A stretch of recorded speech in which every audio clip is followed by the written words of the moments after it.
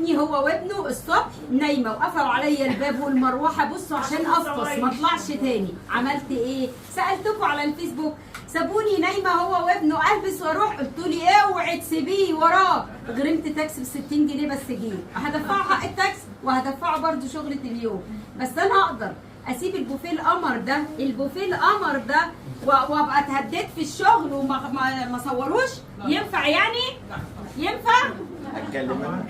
اتكلم. هو انت بتعرف تسكت؟ قول يا ابني. امبارح هي لمت الغله.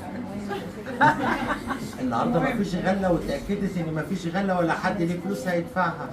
قعدت ترسم عليا بالليل. الشغلانه دي متعبه، نصيحتي بتروح فيها، قلت لها بلاش دي.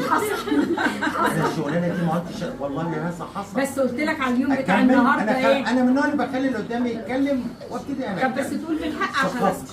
قول بالحق. انا مش جايه، قلت لها ما تجيش.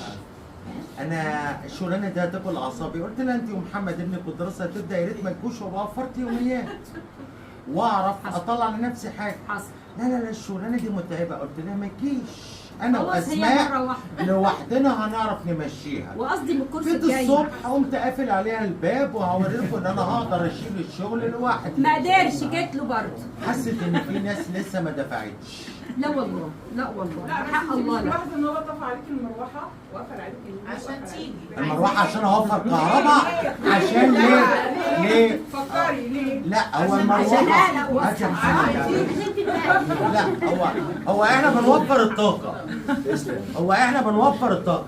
فجيت انا قمت طافي عليها المروحه وطفيت الدنيا عشان اوفر ايه؟ اوفر النور بتاعها. قصدك بس حاجه ثانيه. لقيتها هي جايه، يبقى مين اللي بيرمي نفسه على الشغل؟ طب بصوا بقى، بصوا حق الله، واللي عنده الحق يقول. انا قلت له مش جايه من الكرسي الجاي، يعني حاسه ان انا بقى استهلك اكتر من اللازم، الفلوس اللي بتديها مش قد الاستهلاك ده. حلو. طيب بس هاجي بكره اختم الكرسي اللي انا بداته. سابوني نايمه، دفعت 60 جنيه تاكسي، يدفعهم ولا ما يدفعهمش؟ الناس كلها قالت يدفعهم. يا هلا انت وماجده قد ام محمد. لما سالتوني الصبح مدام حنان ما جاتش ليه؟ قلت لكم ايه؟ اليوميه مش عاجباها. اليوميه مش عاجباها. مراتي بقى مش مراتي ما تنفعنيش. طب انا قلت الشغل. ايوه. هو انت في حاجه بتبلع عينك؟ يعني عايز عرفنا ان مش كله في الاخر بيصب ليها.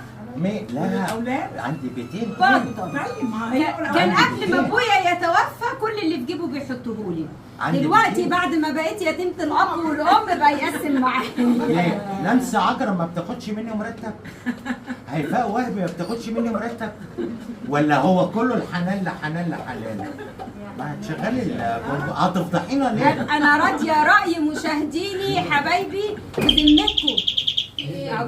يقدر يدي مرتب لاي حد غيري؟ يقدر يا محمد يقدر؟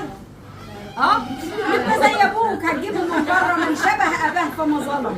يلا يا عم، انا بحييكوا جدا وبنتظركم الكورس الجاي يوم السبت الجاي. هيبقى كام؟ 8 24/8 كورس الكنتاكي.